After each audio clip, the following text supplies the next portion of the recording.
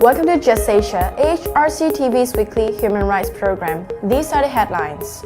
Protester critically injured in Tripura, India when police fired without warning. Mother and sons die in menstrual hut in Nepal. Rights groups say 2018 saw a record number of extrajudicial killings in Bangladesh. UN questions Indian state of extrajudicial killings of Muslims. Chicken vendor jailed for lèse-majesté in Cambodia. Pakistan Supreme Court stays execution of mentally ill men.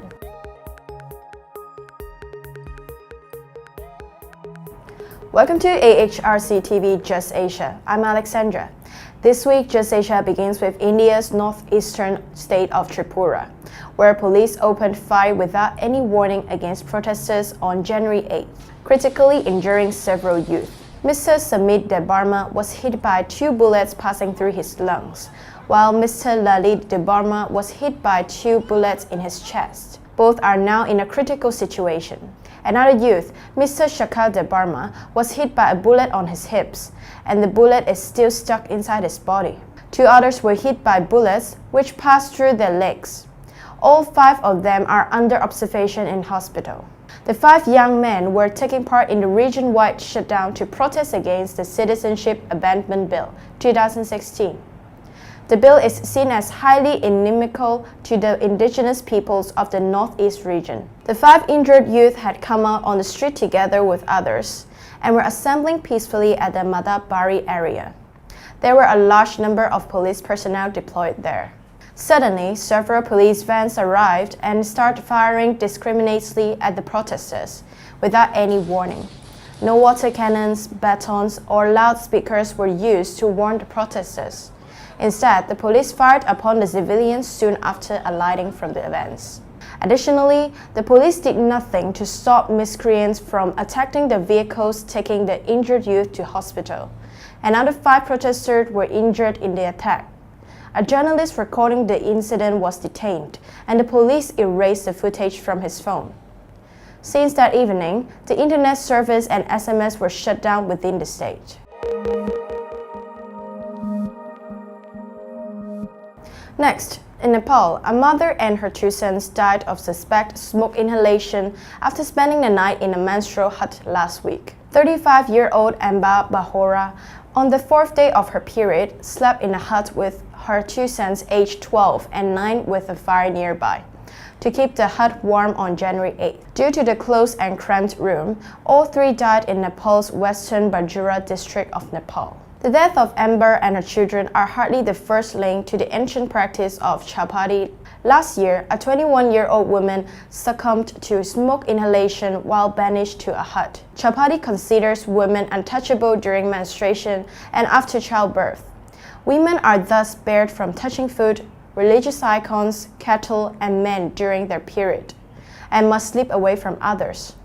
Linked to Hinduism, the practice was outlawed in 2005, following by a new law in 2017 to criminalize it.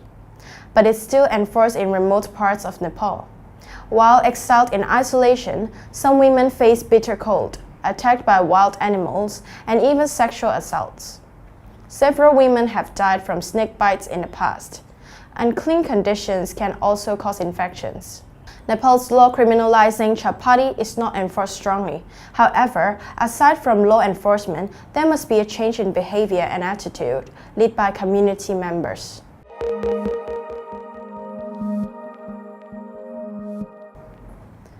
Bangladesh saw 466 extrajudicial killings in 2018, said a local human rights group. In its recent report, Eno Salish Kendra noted that this is the highest number of killings to ever be recorded in Bangladesh. Last year's figure was 162. According to the report, half of these victims were killed during the country's 7-month-long drug war operations, resulting in 292 deaths.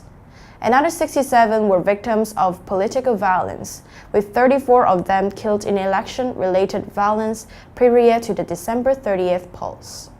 The Rights Report also documented 732 rape cases. Of these, 63 rape victims were killed, while 7 committed suicide. Additionally, a total of 34 people were victims of enforced disappearance throughout the year, of which 19 people were later traced. AHRC's Executive Director, Shipa Haviza, noted that there is no effective trial and punishment of these crimes, which is why they recur.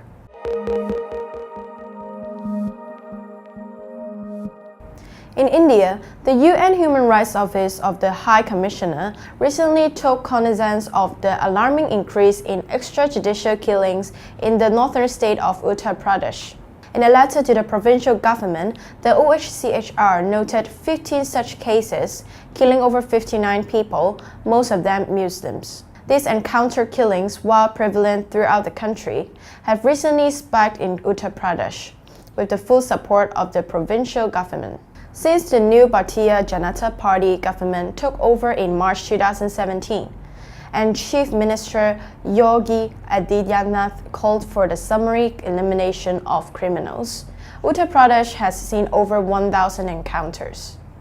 The majority of victims belong to marginalized communities, minority groups, backward castes, and Dalits. According to the OHCHR, these encounters usually involved individuals being abducted or arrested before their killing, and their bodies found bearing injuries indicative of torture. There is also police harassment of any family members or human rights defenders taking up their cases.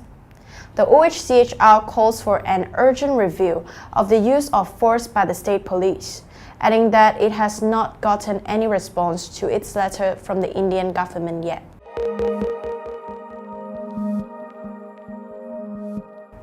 In Cambodia, a 26-year-old chicken vendor has been jailed for 3 years for insulting the king in Facebook posts.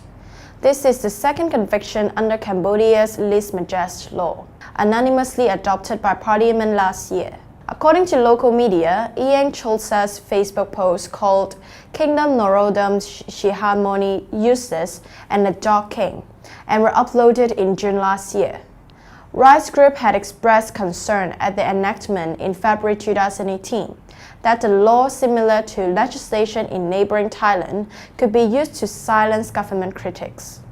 Last October, a court in the northern province of Siem Reap jailed a member of the dissolved opposition Cambodian National Rescue Party under the law. The trials invoking the lese majeste law are often in military courts.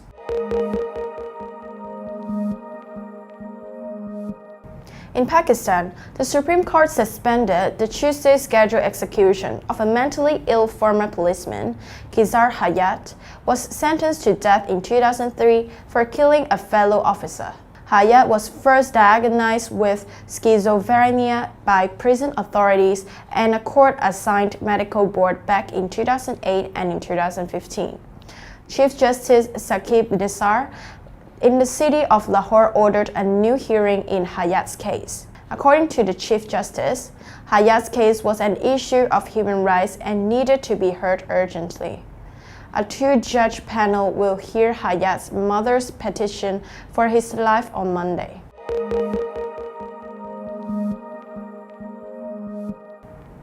That is all for this episode of Just Asia. For more on this and other issues, please visit www.humanrights.asia or www.arc.asia/justasia. Thank you for watching and see you next week.